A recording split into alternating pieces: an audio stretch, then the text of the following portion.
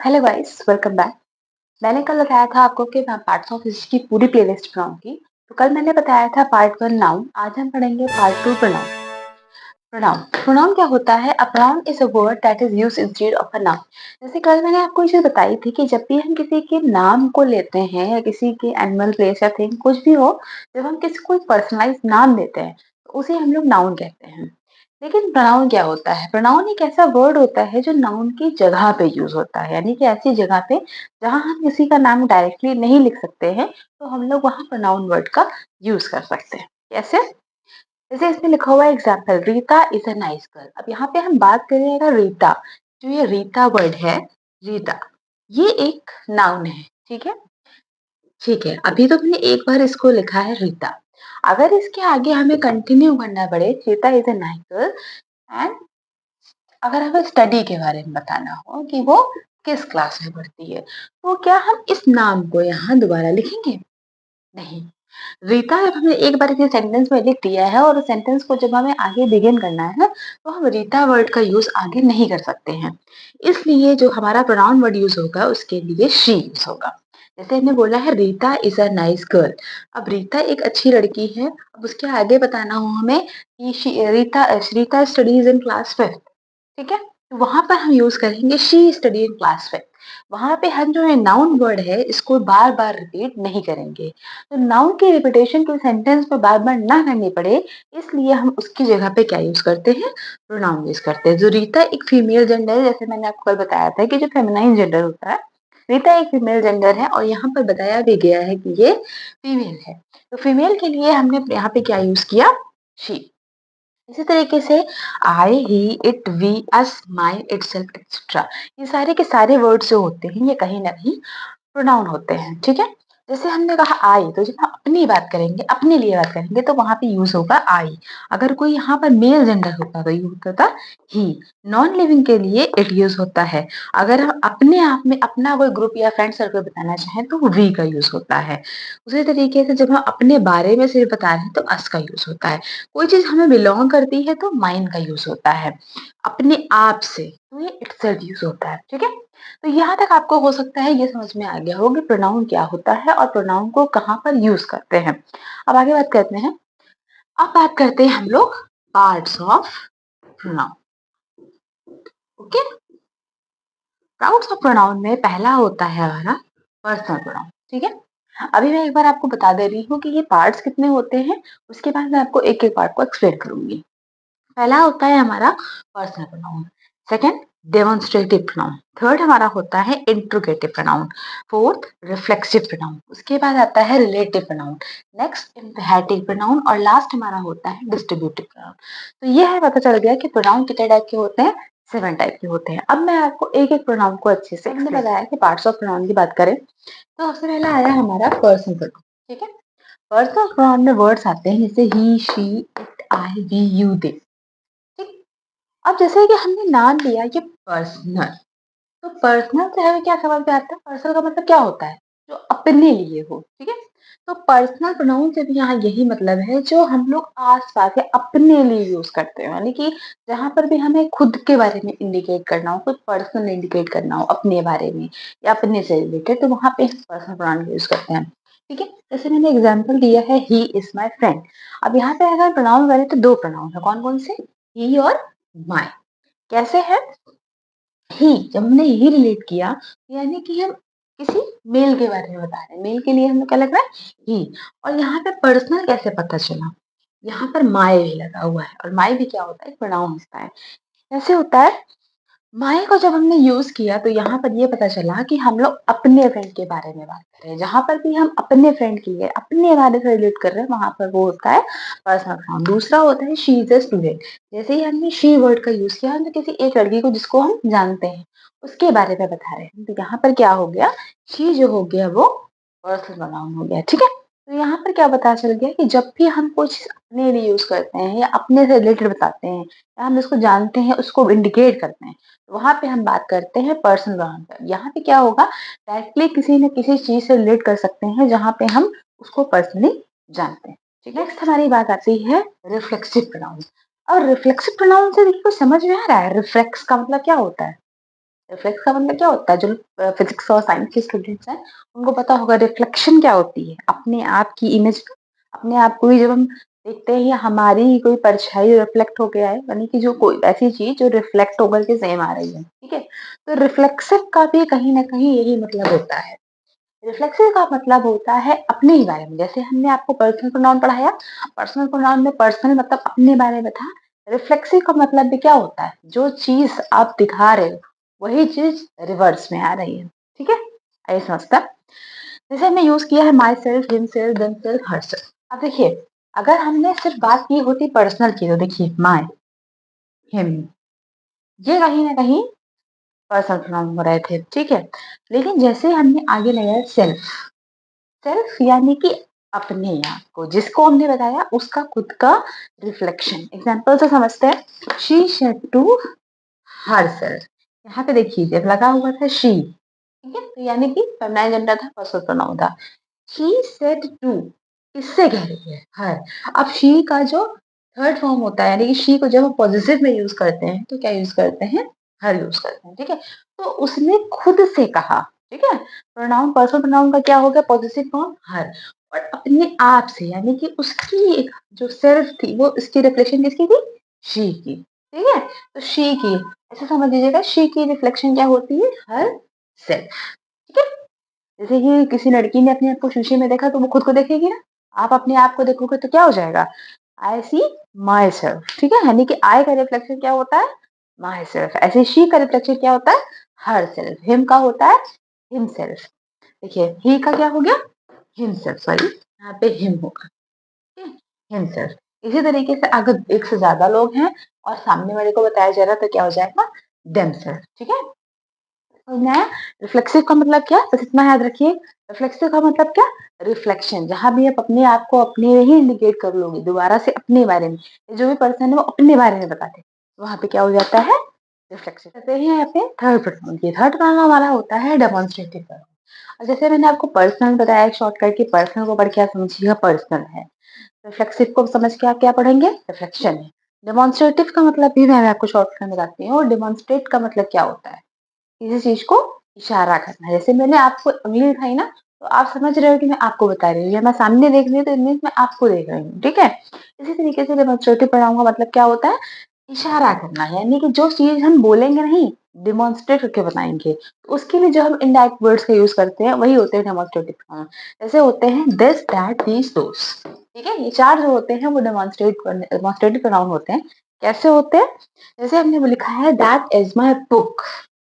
जैसे कि कोई चीज है, हमने इशारे में बताई कि दैट इज माई बुक, यानी कि कोई चीज कोई बुक रखी हुई है और मैंने उसको फिंगर पॉइंट करके बता दिया कि दैट इज माई बुक, तो वो क्या हो गया, दैट वर्ड जो हो गया इसमें, दैट, दैट लगाते ही हमें समझ में आया कि जिस चीज को हमने डेमोन्स्ट्रेट किया है वो हो जाता है हमारा डेमोन्स्ट्रेटिव प्रोनाउन, ठीक है। दिस इज माई पेन, इसमें डेमोन्स्ट्रेटिव प्रोनाउन क्या है, दिस।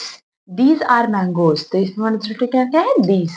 अच्छा, समझने वाली बात इसमें क्या है, जैसे आपने देखा होगा दिस दैट और दीज दोस, ठीक है। तो पहले तो आप दिस दैट समझिए, जब कोई चीज हमारे पास में हो, ठीक है, नियर बाय में हो, तो उसके लिए क्या यूज होता है, दिस। और जब कोई थोड़ी हमारे थोड़ी दूर हो तो क्या होता है, दैट। या जब से हमारे पास दो हैं तो एक दिस हो जाएगी और दूसरी दैट हो जाएगी, ठीक है। अब समझिएगा, यहाँ पर देखिए क्या था, एक सिंगुलर प्रोनाउन, सिंगुलर था ना, और यहाँ पे क्या हो रहा है, प्लूरल है, ठीक है। सिंगुलर प्लूरल कल पढ़ा था ना, जैसे नहीं पढ़ा था तो कल वाली सीरीज में देखिएगा, नाउन में मैंने आपको नाउन नंबर में सिंगुलर और प्लूरल लगाया था। देखिए जब हमने एक के बारे में बात की तो वहां दैट लगाया, दैट इज माई बुक, ठीक है। अब जब हम इसके लिए बुक्स लगा देंगे, अगर यहाँ पर हम बुक्स कर देंगे तो इस जगह कौन सा वर्ड आएगा, दोस। और यहाँ पे इसकी जगह पे क्या आ जाएगा, आर, क्योंकि ये हमने पढ़ा रखा है कि हमेशा प्लूरल के लिए आर लगता है और सिंगुलर के लिए इज लगता है, ठीक है। इसी तरीके से हमने कहा दिस इज माई पेन, अगर यहाँ पे पेन्स होता तो यहाँ पे क्या लगता, दिस, और इसकी जगह पे लगता आर, है ना। तो ये देखिएगा कि जब फिर दो हैं तो एक अपनी दिस और एक दूसरी दैट, ठीक है। और पास दूर से भी आप समझ सकते हो, कोई चीज पास में है तो दिस, दूर है तो दैट। इसी तरीके से दीज दोज, अगर एक चीज है तो दिस दैट यूज होगा, अगर प्लूरल है यानी एक से ज्यादा है तो दीज दोज का यूज होता है। दीज जो चीज पास से है, नियर बाय में है, और दोज उसके लिए जो थोड़ा सा आपसे फार है। ठीक है, चलिए थर्ड प्रोनाउन को समझते हैं। फिर आप बात करते हैं इंट्रोगेटिव प्रोनाउन की। इंट्रोगेटिव का मतलब क्या होता है, सेंटेंस में भी आपने पढ़ रखा होगा। जो बहुत छोटी क्लास के बच्चे होंगे उन्हें मिलेगा पता हो, बाकी सीनियर क्लास के ऑलमोस्ट बच्चों को भी पता होगा इंट्रोगेटिव का मतलब क्या होता है। क्वेश्चन वर्ड्स, जहाँ पर भी हम किसी से कुछ पूछ रहे होते हैं, इसमें दो टाइप के वर्ड होते हैं। एक होते हैं WH टाइप के, जिसमें आपका आंसर स्टेटमेंट में आता है। दूसरा आपका आता है यस नो वाले, जिसका आपका यस नो में, जिसमें आंसर आपका यस और नो में ही आता है। ठीक है, दो टाइप के वर्ड होते हैं। WH वाले जो होते हैं वो स्टेटमेंट में आएंगे, और अदर जो होते हैं वो यस में आएंगे। ठीक है, फिलहाल इसके बारे में जो मैं आपको आगे टॉपिक्स पढ़ाऊंगी तब एक्सप्लेन करूंगी। अभी बात हम कर लेते हैं इंट्रोगेटिव प्रोनाउन की। ठीक है, इंट्रोगेटिव प्रोनाउन क्या होता है, ऐसा कोई भी नाउन जहाँ पे हमें किसी चीज से कुछ पूछना पड़े। ठीक है, ऐसी कोई भी जगह जहाँ पे हमें कुछ पूछना पड़ रहा है किसी से, जैसे कि व्हाट, विच, हुज, व्हेन। ठीक है, ये सारे वर्ड क्या है, इंट्रोगेटिव प्रोनाउन है। जैसे व्हाट इज योर नेम, अगर मैं कहूँ इसमें क्या पूछा गया, तो आपका नाम पूछा जा रहा है कि तुम्हारा क्या नाम है। तो तुम्हारा क्या नाम है, इसमें इंट्रोगेटिव क्या है, व्हाट। अगर हम इस वर्ड को हटा दे तो हमें इसके बारे में पता नहीं चले इज योर नेम, क्या सेंटेंस पूछ रहा नहीं पता चलेगा। जैसे हमने व्हाट लगाया तो यानी कि तुम्हारा क्या नाम है, हु आर यू, तुम कौन हो। ठीक है, तो जहां पर भी क्वेश्चन हम पूछते हैं और वहां पर जो प्रोनाउन यूज होते हैं और उससे हमें इस चीज का किसी स्टेटमेंट में आंसर मिल रहा हो, तो वो क्या होता है, हमारा इंट्रोगेटिव प्रोनाउन होता है। दूसरी चीज, अभी इंट्रोगेटिव सेंटेंस होगा, एक है मैंने प्रोनाउन के बाद बात की, लेकिन कहीं पर भी अगर इंट्रोगेटिव सेंटेंस है तो उसमें पहली बात तो यहाँ पर WH या हाउ, हुज, इस टाइप के वर्ड होंगे। सेकेंड थिंग, लास्ट में इनके क्वेश्चन मार्क कंपलसरी होता है। इंट्रोगेटिव प्रोनाउन में हमेशा लास्ट में क्वेश्चन मार्क कंपलसरी होता है। Okay, let's move to the next topic. अगला टॉपिक है रिलेटिव प्रोनाउन।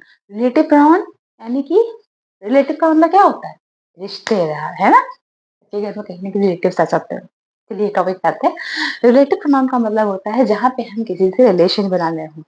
अब चाची, ताती, नानी, मामी, मौसी, ऐसा कोई रिलेटिव नहीं हम लोग करना है। ठीक है, बात आपको करनी है जहाँ पे दो सेंटेंस के बीच में कोई रिलेशन को कन्वर्ट कर दे, जहाँ पर भी दो सेंटेंस को जोड़ा जाए और उस जोड़ने वाले वर्ड के लिए जिस वर्ड का यूज होता है, जिस प्रोनाउन का यूज होता है, वो हमारे होते हैं रिलेटिव प्रोनाउन। चलिए बात करते हैं who, which, that, whose, when.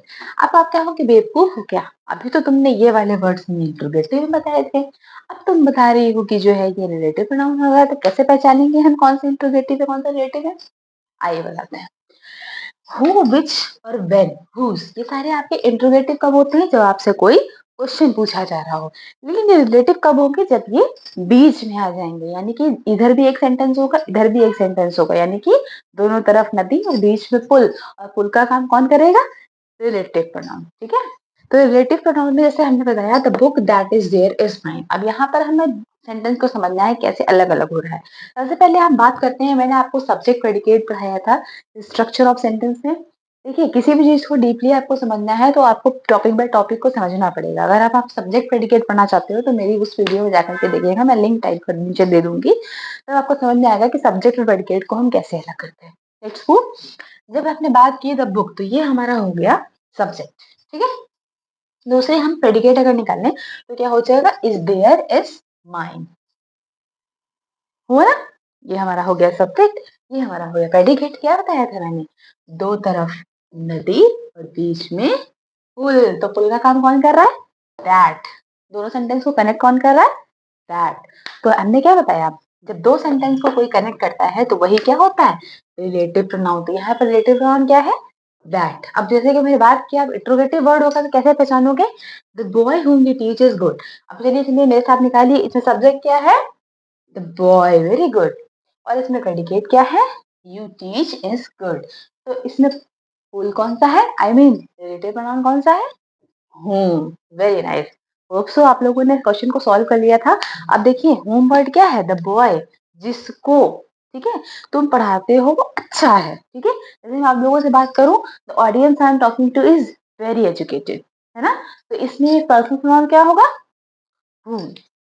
इसी तरीके इसमें क्या है, हूँ। जो 2 सेंटेंस के बीच में कनेक्टिंग वर्ड बन रहा है वही क्या होता है हमारा रिलेटिव प्रोनाउन। ये चाची है या नानी है, ये बीच में कनेक्ट करने वाले वर्ड्स हैं, ठीक है।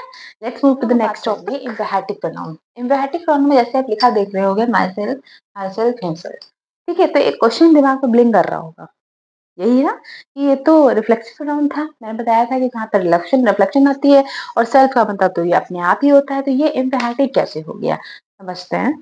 रिफ्लेक्शन में मैंने बताया था कि जहाँ पर आपका खुद का रिफ्लेक्शन आ रहा हो, ठीक है, यानी कि आप अपने बारे में ही बात कर रहे हो। एम्फैटिक में भी सेम वही चीज होती है, आप अपने बारे में ही बात कर रहे हो, लेकिन आप अपने बारे में किसी चीज को रिलेट करके बता रहे हो, ठीक है। यहाँ पे आप कोई काम बता रहे होगे, कोई वर्ड बता रहे होगे जो आप अपने आप कर रहे हो।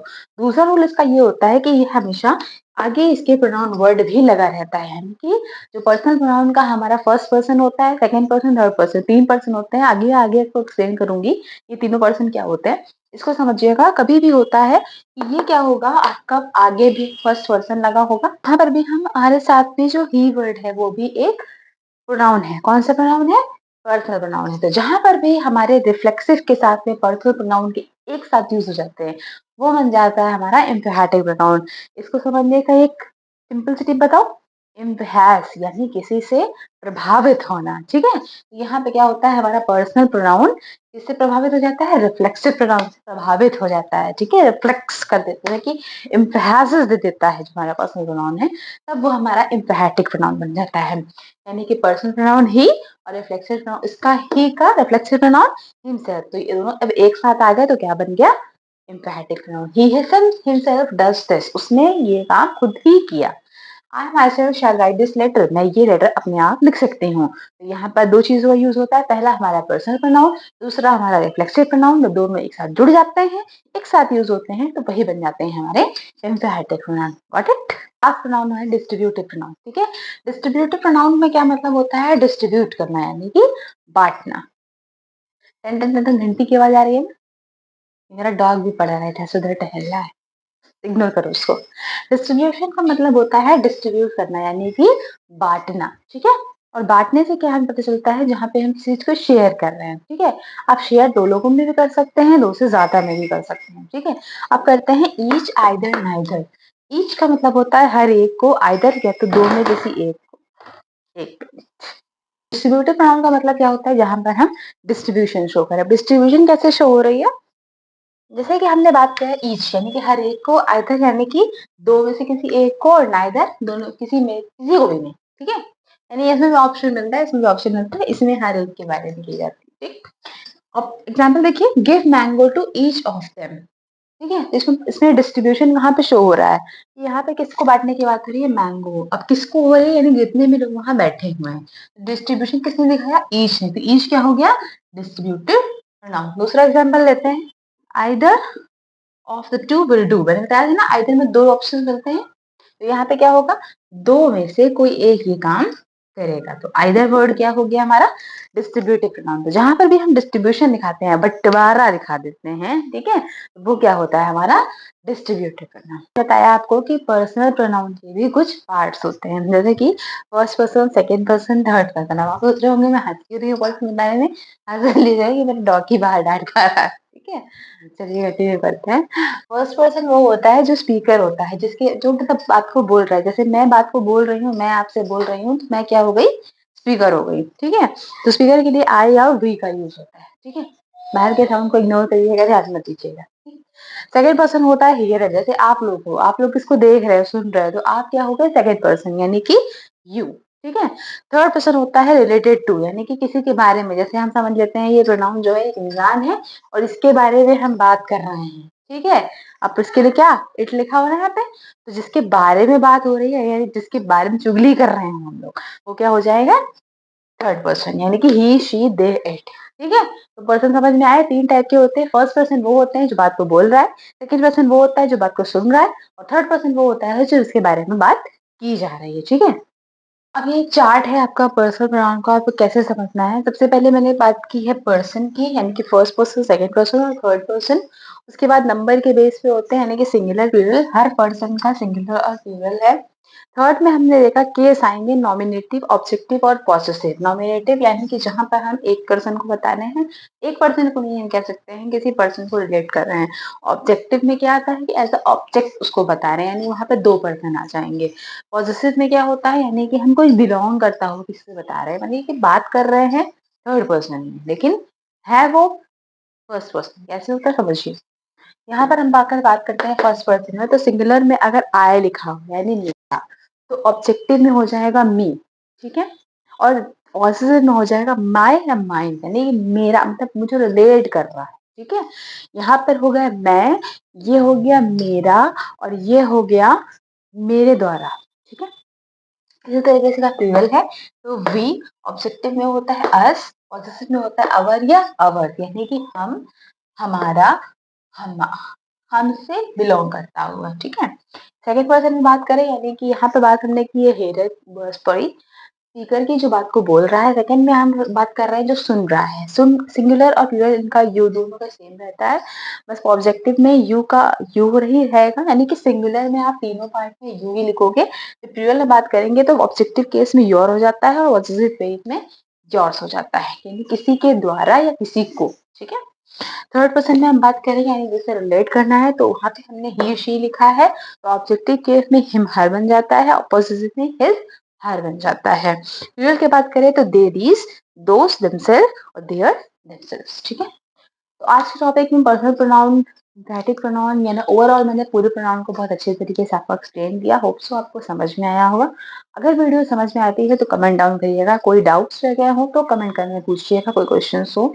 और अगर वीडियो पसंद आए तो लाइक करिएगा, चैनल को सब्सक्राइब करिएगा, ताकि हम ऐसी ही और वीडियोस आपके लिए बनाते रहें। नेक्स्ट पार्ट मिलेगा आपको नेक्स्ट वीडियो में, तब तक के लिए बाय बाय।